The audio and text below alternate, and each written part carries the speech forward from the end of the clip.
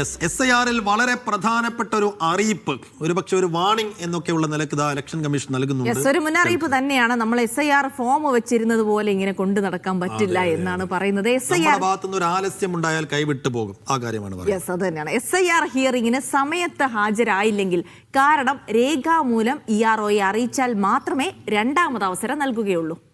തെരഞ്ഞെടുപ്പ് കമ്മീഷനാണ് ഈ അറിയിപ്പ് ഇപ്പോൾ നൽകിയിരിക്കുന്നത്. കാരണം അറിയിച്ചില്ലെങ്കിൽ അന്തിമ പട്ടികയിൽ പേരുണ്ടാകില്ല. ഇനി രണ്ടാം തവണയും ഹാജരായില്ലെങ്കിൽ പിന്നീട് ഒരു അവസരം ലഭിക്കുകയുമില്ല.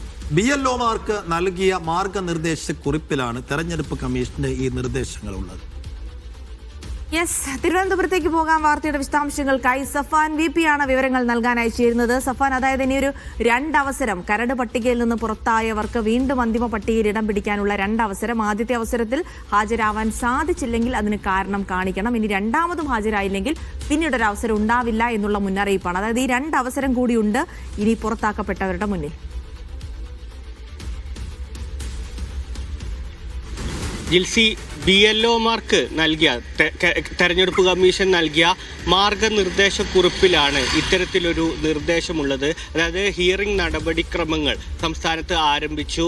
പ്രാദേശിക തലത്തിൽ ELOമാർക്ക് തീരുമാനിക്കുന്നതിനനുസരിച്ച്, സാഹചര്യത്തിനനുസരിച്ച് നോട്ടീസ് നൽകുന്നുണ്ട്. ഈ നോട്ടീസ് 7 ദിവസം മുമ്പ് ഹാജരാകാനുള്ള നോട്ടീസ് നൽകും. ഈ ഹാജരാകുമ്പോൾ പ്രത്യേകിച്ച് എനിക്ക് ഉദാഹരണം എടുത്തു കഴിഞ്ഞാൽ, എനിക്ക് നോട്ടീസ് നൽകുകയാണെങ്കിൽ ഞാൻ ഇന്ന ദിവസം തന്നെ ഹാജരാകണം എന്നാണ് നോട്ടീസ് അല്ലെങ്കിൽ ഈ BLOമാർക്ക് കൃത്യമായി നൽകിയ മാർഗനിർദ്ദേശത്തിൽ പറയുന്നത്.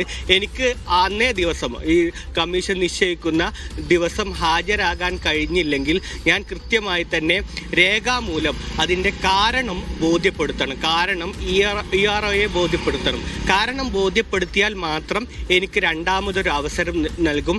രണ്ടാമത്തെ അവസരം, അതും ഒരു തവണ മാത്രമായിരിക്കും ആ അവസരം ഉണ്ടാവുക എന്നാണ് ഇത്തരത്തിലൊരു മാർഗനിർദ്ദേശത്തിൽ തെരഞ്ഞെടുപ്പ് കമ്മീഷൻ BLOമാർക്ക് നൽകിയ മാർഗനിർദ്ദേശത്തിൻ്റെ പകർപ്പാണ് ഇപ്പോൾ നമ്മൾ പുറത്തുവിടുന്നത്. അങ്ങനെ ഒരു നിർദ്ദേശമാണുള്ളത്.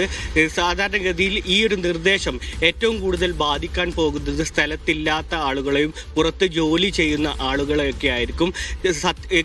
ഈ കേന്ദ്ര തെരഞ്ഞെടുപ്പ് കമ്മീഷൻ തന്നെ, മുഖ്യ തെരഞ്ഞെടുപ്പ് ഓഫീസർ തന്നെ പറയുന്നത് ഇതൊരു ഫിസിക്കൽ ഹിയറിംഗ് ആണ്.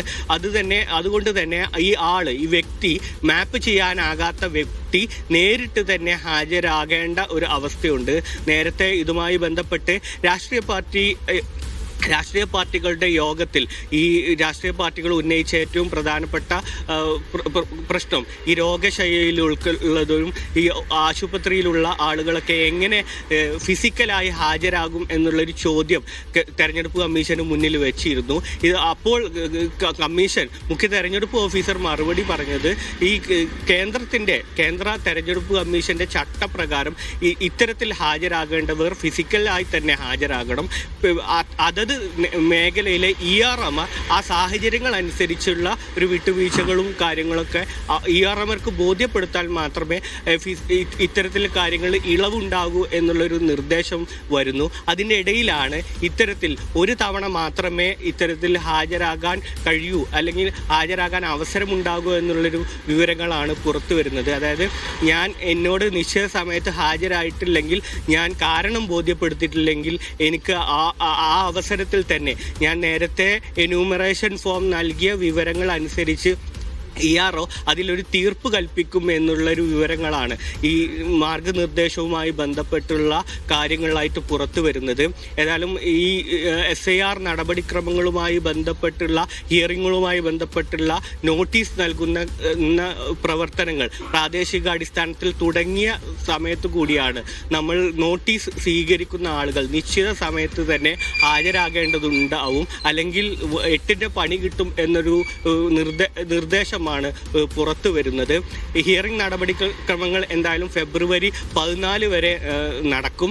അതിനുമായി ബന്ധപ്പെട്ട് ഇപ്പോൾ ഏതായാലും പ്രാദേശിക തലത്തിൽ പരമാവധി തന്നെ എല്ലായിടത്തും നോട്ടീസ് നൽകുന്ന നടപടിക്രമങ്ങൾ ആരംഭിച്ചിട്ടില്ല. പ്രാദേശിക തലത്തിൽ പരമാവധി നോട്ടീസ് നൽകാതെ ആളുകളെ ഉൾപ്പെടുത്താനുള്ള തീവ്ര പരിശ്രമത്തിലാണ് BLOമാരുള്ളത്. അതിനപ്പുറത്തേക്ക് ഈ എണ്ണവും സാഹചര്യവും അനുസരിച്ച് EROമാർ തീരുമാനിക്കുന്നതിനനുസരിച്ച് ചില മേഖലയിൽ ഹിയറിങ്ങിനുള്ള നോട്ടീസ് നടപടികൾ ആരംഭിച്ചിട്ടുണ്ട്. ഒരു വ്യക്തിക്ക് നോട്ടീസ് നൽകുകയാണെങ്കിൽ മാപ്പിംഗ് ചെയ്യാനാകാത്ത ആളെന്ന് കണ്ടെത്തിയിരിക്കുകയാണെങ്കിൽ 7 ദിവസം മുമ്പ് നോട്ടീസ് നൽകണം എന്നാണ്. അതിനനുസരിച്ചായിരിക്കും ഹിയറിംഗ് നടപടിക്രമങ്ങൾ പുരോഗമിക്കുക. കമ്മീഷൻ തന്നെ കഴിഞ്ഞ രാഷ്ട്രീയ പാർട്ടി യോഗത്തിൽ പറഞ്ഞത് ഒരു ദിവസം 1 ലക്ഷത്തോളം ഹിയറിംഗ് നടത്താനുള്ള കാര്യത്തിൽ അതിനിർണായകമായ ഒരു ഘട്ടത്തിലേക്കാണ് നമ്മൾ കടക്കുന്നത്. തീർച്ചയായിട്ടും ഏതാണ്ട് പട്ടികയൊക്കെ ആയി വരുന്നു. ഇപ്പോൾ കരട് പട്ടികയായിട്ടുണ്ട്. ഇനി അന്തിമ പട്ടികയിൽ നിന്ന് ഒഴിവാക്കപ്പെട്ട ആളുകൾക്ക് അന്തിമ പട്ടികയിൽ എത്താനുള്ള ഒരു അവസരം കൂടിയാണ്. അപ്പോൾ